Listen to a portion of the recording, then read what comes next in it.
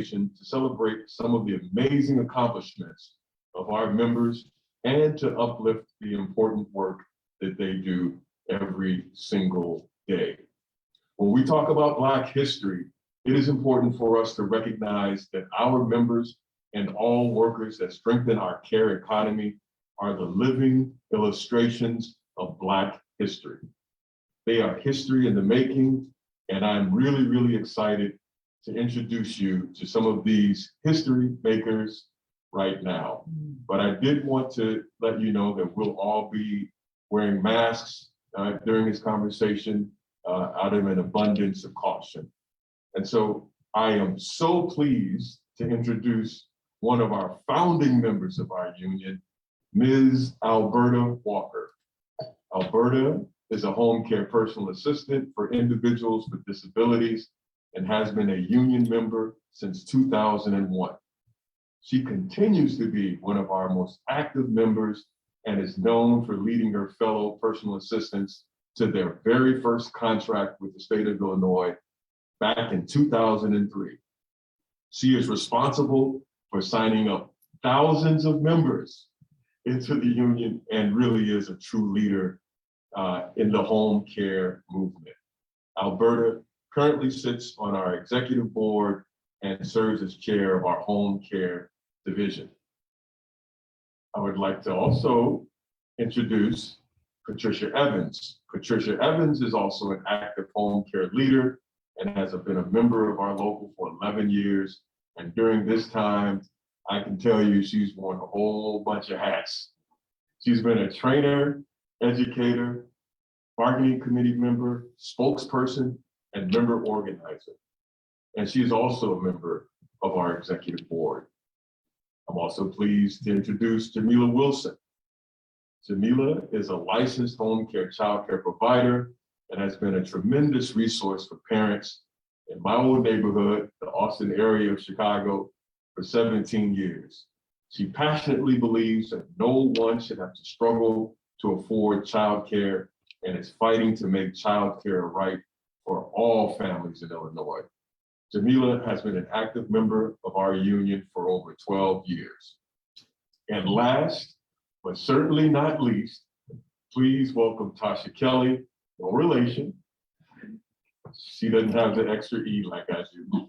Tasha is a licensed family child care provider who started her own child care program in 2003, while eventually operating her own child care center in 2018. She has been a strong union leader in our local for over 20 years, and she's also a member of our executive board. And I am equally excited to introduce you all to a very special guest. We're actually honored that we are being joined in our conversation today by U.S. Secretary of Health and Human Services, Secretary Xavier Becerra, to our discussion table. Welcome to our conversation, Secretary Becerra. Would you like to offer a few words for us to start? Greg, thank you very much. Yes, I would. And first, I want to congratulate the people of SEIU and certainly the leaders that you have assembled today for the work that you've done. I know you probably heard it from your family members, from the people that you provided care over the course of these last 2 years and certainly beyond that. But we owe you big thanks because you've been at the front line and you've suffered personally and you continue to be resilient. And at HHS, we're doing everything we can to try to help you. But we know it's a big task. And so during Black History Month, we are trying to double down in our efforts to communicate to folks just how important it is that we lift up people who care for us. And one of the best ways we can do that is to reward them with decent pay and making sure that we provide them with a workplace that lets them go home and have the ability to offer for their family what someone is paying you to offer to their family. And so it's critically important that we get across a message, and that is that it's time to elevate and appreciate those who've done the toughest work and done it providing the care and safety that our loved ones most need. And so I simply want to say thank you. This is a month that we should be celebrating some real successes, the fact that we may see a Black woman on the Supreme Court for the first time in our history announced during Black History Month is critical. The work that we've been able to do because of the American Rescue Plan to get more resources out there to those who care for so many Americans and their families, it's important. And so thank you for letting me be part of this. I look forward to engaging in conversation, answering any questions, and certainly just again, to give a shout out to each and every one of you for the work that you've done. And as the son of a union member and a former union member myself, I want to just say thank you for being part of an organized group that knows how to take care of each other. Awesome, awesome. Thank you so much, Mr. Secretary. Thank you for being here. Thank you for what you've done so far at HHS, and of course, the work you did in California to support healthcare workers, home care workers. On behalf of April Verrett, 2015, I certainly can say thank you for all you did there. So we have, let's get into it. I think it's most appropriate for us to begin our discussion today with a little historical context. Almost 85 years ago, American labor laws were supposed to be established to encourage collective bargaining for workers demanding their right to unionize. But it excluded agricultural, domestic, and various other service industries, which now include our home care and child care industries. These industries were and continue to be dominated by women and people of color. As a result of these laws, millions of hardworking Americans were denied the right to form unions under federal law. In fact, it was illegal for them to engage in collective struggle. So it's important that we understand and recognize now more than ever for the voices of those that have championed against these unjust laws, and that we need to make sure that those voices are amplified. So let's hear from some of those voices right now. Ms. Alberta, as one of our founding union members, first let me say thank you. But please, if you could, share with us your story in the early days of the home care industry and organizing with Local 880. Thank you, Greg, for this opportunity. First, I'm from South Carolina. I came here to work, and I first got a job with Jewel Food Store. I worked for Jewel for 37 years until my dad got sick and I wanted to go home and see about him. And they refused to let me go. So I told them, this is their job, that's my dad, and I'm out of here. And I left and I haven't been back. When I came back to Chicago, my son had been shot and I got into the home care. I wouldn't trade this for anything in the world. I take care of him. And after taking care of him, I started taking care of different people from different agencies. And I still do that. And I love what I do. I wouldn't trade it for anything in the world. The union has been very strong about helping us to get little raises, helping us to stay on our jobs, you know. And so I try to do my best to make the union proud of what I do. But when I first got hired with the union, Keith Kellard hired me. And when he left, then Greg came over. It's just like, you know, I went out of one door right into another. They both have been obedient to me. They both have treated me right, nice. And I try to do the same for them, and I wouldn't want it any other way. Thank you. Thank you for that, Ms. Alberta. Patricia, can you tell us what it means to you and your fellow co-workers and the time that you've worked as a home care worker and educator and all the things you've done with the union? What's it mean to you to be a part of this union? And how has it changed your life as a home care worker? I just want to sum it up in one word. I would say power. Individual workers are powerless when they are going up against their employer. But when we unite together, we become a powerful force. And that's how this union has worked. The members are the union, and they get together and they fight for what they need. for themselves and for their clients. Now, I started off in home care, I only made $10 an hour. Now I make $15.85. Nobody handed those raises to me. It's all the result of us loading up those buses and going to Springfield. And we didn't just get raises, we got health insurance for tens of thousands of workers, and we got paid training. This is important because this is not a minimum wage job. This is a career. And during the pandemic, we continued our struggle and fight. We fought for the PPE we needed. We fought and we got COVID-related paid time off, in addition to our regular paid time off. And we, because of the American Rescue Plan, we were able to get COVID bonuses that acknowledge the risk that we take by working on the front line. This is union power. This is the union difference. Thank you for that. Jamila, Tasha, could y'all just jump in as childcare providers and share your insight? Let's start with you first. Sure. When I started in childcare, I was unaware of everything that was included in providing care for children and educating children. I'm coming from a corporate world, so I was just in it just to, give back to my community, be there for the families, and also make an extra income while I was raising my own daughter. As I experienced the difficulties with Governor Rauner at the time, that's when it actually hit me like, wow, this is something that I need to fight for not only myself, but for other childcare providers and the families that we serve.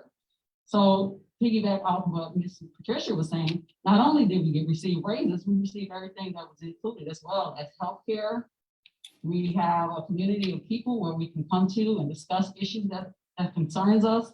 And of course, we get on those buses, we go to Springfield, we fight for what we need. And numbers are what we need. And that actually get us what we actually need, which is higher raises and higher pay. However, we're still experiencing low pay as childcare providers. The COVID pandemic itself, even though we experienced hardship during that time, we were actually experiencing the difficulties prior to COVID. COVID just shined the light on the things that we were already experiencing. So now with COVID here, now we're starting to be seen as essential workers. We're starting to be seen as someone that's needed. So I just wanted to make sure everyone knows that we are doing something that's not only helping us as being able to afford and be working people ourselves, but we're building lives. We're building minds of young people, and that needs to be expressed. And why aren't we compensated for the things that we do? So that's what I wanted to add. Thank you, Jamila. That was great what she just said. However, as she was saying, we were not important until COVID-19. We thought we were important, of course, because again, we're changing lives. We're sometimes a parent of other children. We are doctors, we're nurses, we're lawyers, we're everything with children. So we always knew we were important, but COVID brought it to light that we were very important. We were needed. When it came time, when they closed the city down, we were called emergency child care providers because we were able to provide care for children, for essential workers who needed to go to work in order for everybody else to continue. So that's when it came to light that how important child care providers are. However, again, we're not compensated for the work that we do. We still have a long way to go. We're not even paid minimum wage when it comes down to it. We have benefits here in the state of Illinois, so we're thankful for that. But there's still a long way to go where we need to have just as much as everyone else has.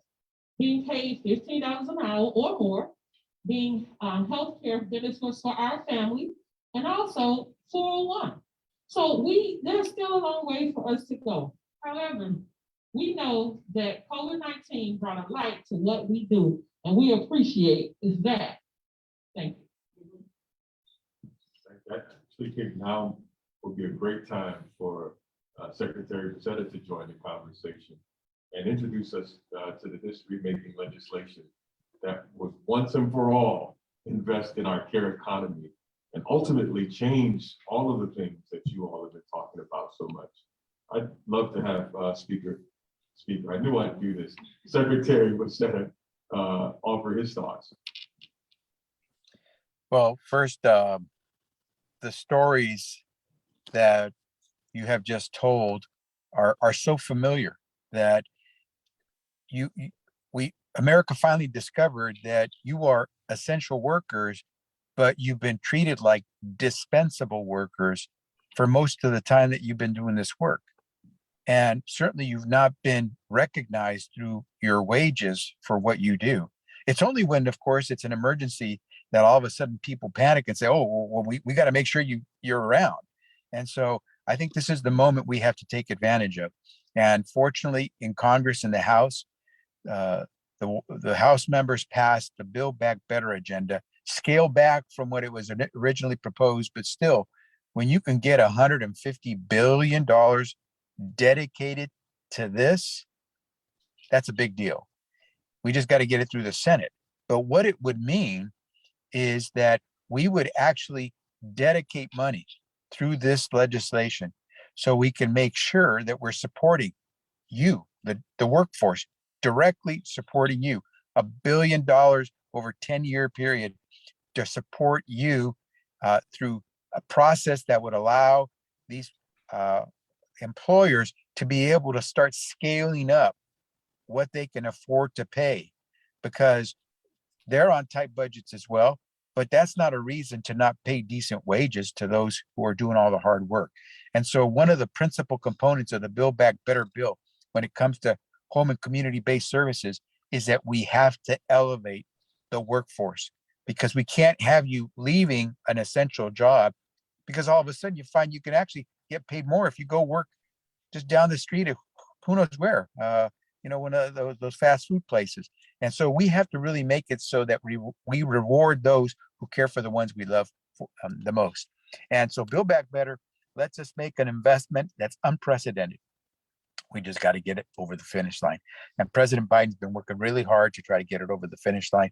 I hope everyone at SEIU continues to push as hard as possible, because this would be, as I said, precedent setting to get this kind of investment where we know we need it. Greg gave the history of what's happened in the past to folks of color who've done these types of jobs that have always been excluded from protections at the workplace. It's time that we make the investment. President Biden is there. We just got to make sure the Senate gets there too. Awesome. Thank you for that, Mr. Secretary.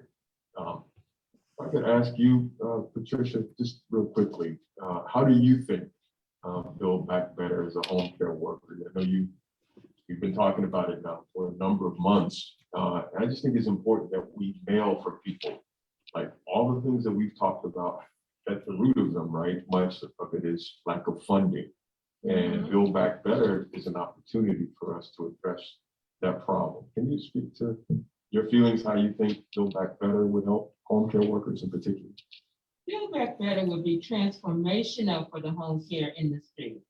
The investment in care would acknowledge the role that women, especially women of color, play in our care industry, and would help to lift them out of poverty. The reality is that we cannot stay in this industry because they cannot survive financially. When I was organizing Missouri, I was getting people to sign to start the union there. And this one lady had left because she could make $2 more in another job. And she didn't want to leave her employer, her client, but she had to, but she couldn't afford to stay. And the reality is, every day, 10,000 are turning 65. And it's key. How will we ever meet the demand for the home care that's expected over the next decade if we don't improve these jobs? If we want our seniors and people with disabilities to have dignity, respect, and access to the care that they need, we have to provide dignity, respect, and access to decent wage and benefits for the workers. And we can't wait any longer. Now is the time to invest in the home care workforce. Jamila, could you talk a little bit about childcare? How you think childcare? Well, just going off what we lost back when, I'm gonna go back to Governor Rauner, we had lost a lot of families, part of the childcare system, and even a lot of childcare facilities and homes having to close their doors because of not receiving pay. So this plan, the Build Back Better plan, will actually help childcare providers and families be able to be qualified for services. Where I'm actually working on a campaign with SEIU as a member. We're trying to pass childcare for all, meaning that families will receive childcare regardless of work status. Their child will continuously be a part of the childcare program. There will be no cuts, there will be no delays, there will be no stoppage of their approval. So this Build Back Better plan would assist, that campaign itself. It'll still assist the childcare industry as a whole and having families be approved for services that they so desire and need. Awesome. Well, we've about run out of time. This really is scratching the surface.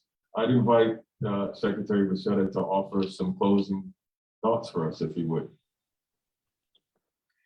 Greg, I would simply say if we could put on the front line of the effort in Congress to pass this bill, the folks that you have right now working at SEIU on the front lines of caring for our kids, then we're going to get this done. And I would hope that everyone who has a chance to listen to these stories that you've just heard will remember that these are the folks who make America work. Without them, there would be families who wouldn't have their elderly loved one close by. There are families who wouldn't be able to go to work because they'd have to take care of their kids. America just wouldn't work the same way. And the investment that Build Back Better would make in this workforce is just a small drop of the kind of investment we should be making in families throughout. And so I hope that during this month, Black History Month, that we remember that our country made investments in folks. Frederick Douglass, way back 160 years ago, said, "Better to build strong children than to repair broken men." We've known this forever. It's the same thing. Invest now so we can have leaders tomorrow. We want to make sure that we can let our children become the leaders of tomorrow. That means we have to have the decent wages to make that happen.